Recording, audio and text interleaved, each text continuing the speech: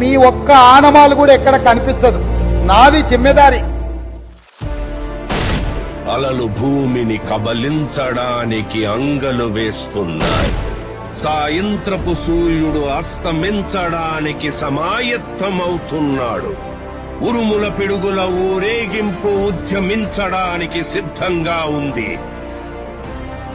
అతని రాక పట్ల విధి కూడా కంపించింది. ఇక్కడ జరిగే అన్యాయం ఎత్తుకుంటే ప్రాంతీయతత్వం, న్యాయం అడిగితే ప్రాంతీయతత్వం, నీళ్లలో వాట అడిగితే ప్రాంతీయతత్వం.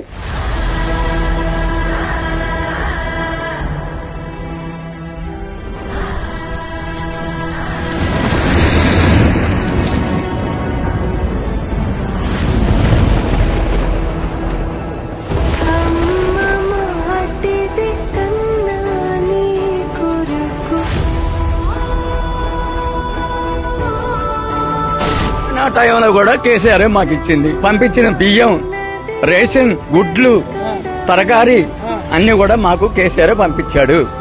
కేసీఆర్ గారిని వదులుకొని మేము చాలా పెద్ద తప్పు చేసినామని. కేసీఆర్ మాకు పెద్ద కొడుకు అయ్యా. దిక్కులేని వాళ్ళకు ఆయన కొడుకు.